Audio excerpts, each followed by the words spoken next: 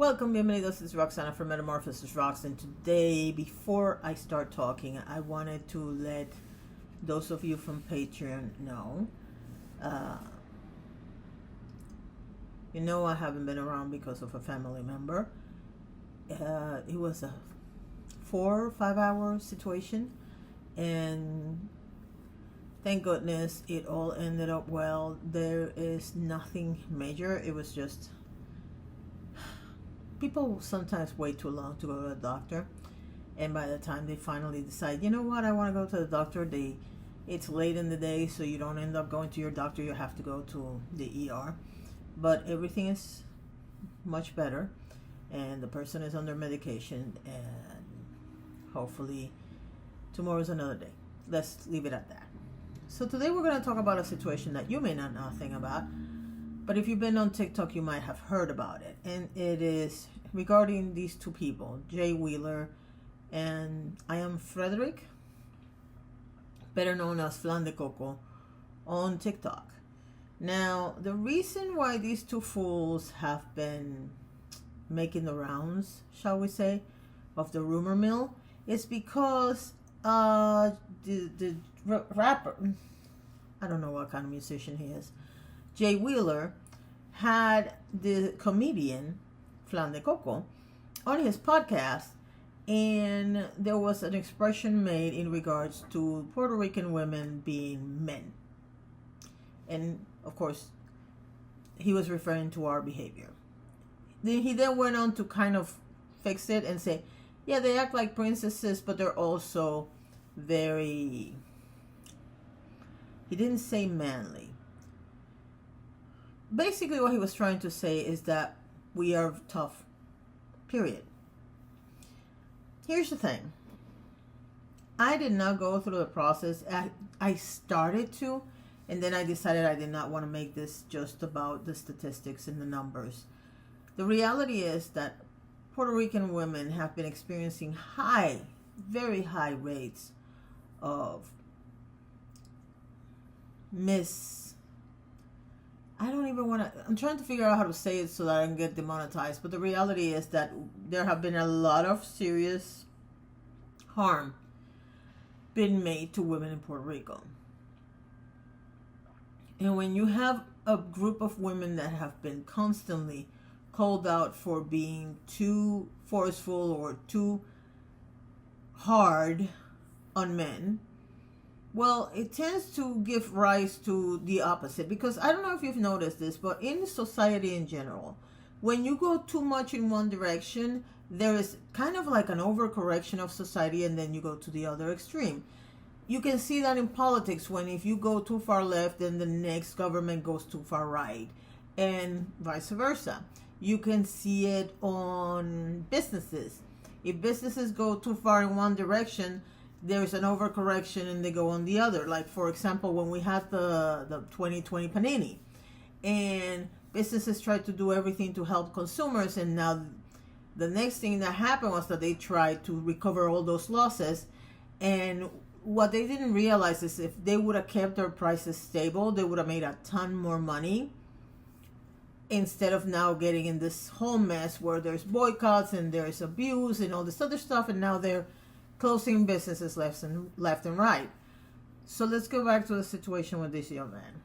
So he goes ahead and says, well, Puerto Rican women are like this. And then he goes on to say that, you have a woman from Venezuela or from Colombia. They're so wonderful. They're so this and they're so that. Let me start by saying one thing. I decided I was going to try to watch the podcast so that I could give a better opinion of the situation. And if you looked at the screenshot that I gave you and you see the red line, that's how far I got. Now, mind you, Jay Wheeler claims to be a Christian. I don't know what Christian talks the way this man does. And I'm not saying that we don't use curse words ever, because some of us use curse words a lot. What I mean is the tone of the conversation was pretty disgusting. This man just had a daughter with his Venezuelan wife. He's getting heat for that, by the way, because, you want to talk about you dating Puerto Rican women when you're married to a Venezuelan. You insult the Venezuelan and Colombian women because, by the way, pretty much every Latin American woman had something to say about what these two idiots were saying on their podcast. But the reality is that we have a situation where we had a very famous boxer, Puerto Rican boxer, who ended up deleting his girlfriend. And she was pregnant at the time, by the way. And he's in jail now. He lost his career, he lost his wife, and he lost everything. Why? Because the girl was pregnant, and ironically, he had been dating the girl at the same time that he was dating the girl that he eventually married. And the other fool didn't give up. She decided she was going to stay with him thick or thin. And by the way, she had been with him the entire time. I don't know who dated him first, but the bottom line is that one of them is still alive and now divorced from him, and the other one's dead. We have a lot of cases like that in Puerto Rico. And when men start talking about how they want women to be feminine, what they're actually talking about is to be submissive. But here's the funny part about men who claim to say that they want submissive women. Rarely are they faithful, because what happens is that they get bored really easily with a woman that says yes to everything they ask for. When you have no push and pull between a relationship, and I'm not talking about arguing all the time and anything like that. What I'm talking about is every once in a while you need a little push and pull. You need somebody that will challenge you, that will not contradict you necessarily, but that makes you see other things. One of the things that I love and I despise about my husband is that whenever I want to do something, he will turn into devil's advocate and start saying, what about this? What about this? What about this? And I love it because it challenges me to see every single thing that I would not normally see, because I'm so excited about whatever the challenge is that I'm like not looking at all the possibilities. I hate it because he makes me look at all the possibilities. But the bottom line is that when you have someone in your life that just says yes to everything, and by the way, this happens in the opposite. If somebody's always saying no to everything, you're going to get bored. You're going to get tired of that.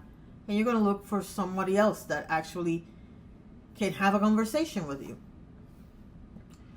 And so when he came out and made those expressions about Puerto Rican women, and then of course you have Jay Wheeler saying, yeah.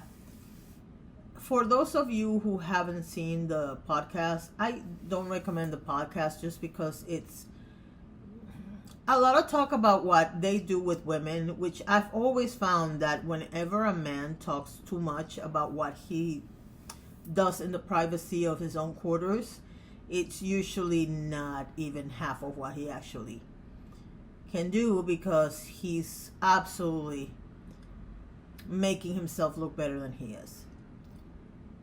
And yes, I'm not politically correct. Both of these guys are not attractive at all. And I'm not talking necessarily, although they are not, in my opinion, good looking. Especially the Flan, the Coco dude. But it's just a matter of when you are that nasty and that dirty all the time, you don't look attractive to any women. It's really funny because men think that we are suckers for pics of private parts. We don't care. The ugliest organ in the male anatomy is that. I don't know why you bother sending pics, because we don't care. Men seem to be under the delusion that if they talk about how experienced they are, they're going to attract more women. We don't care. Again, we really don't. And you might see me saying that and think, well, you're old, so what do you care? Actually, I do very much, because I would like to see everybody happy. And if I can give you a little primer into what women actually are looking for, so that you don't sit there like an idiot twiddling your thumbs alone every night because you are doing every mistake in the planet, you're making every mistake in the planet, I want to help you. Women care about a lot of things. None of them have to do with how experienced you are on anything. Because at the end of the day, that doesn't impact the relationship that you have with that woman. You can be the biggest expert in the planet, and after the first 3 or 4 times, she's had everything you have to offer. So what the hell is there other than that? That's what's important. And clearly, neither one of these two guys has anything of importance to add to the conversation. Whether they're dating from Venezuela, from Colombia, from Puerto Rico, from wherever, they were disrespectful to all women because, number one, pinning one woman against another, bad form. And number two, talking about women like this particular country is submissive and this one isn't, it's disrespectful to both countries. Just saying. Anyway, I can't wait to see what you have to say about that. Thank you so much for watching it and have a wonderful day.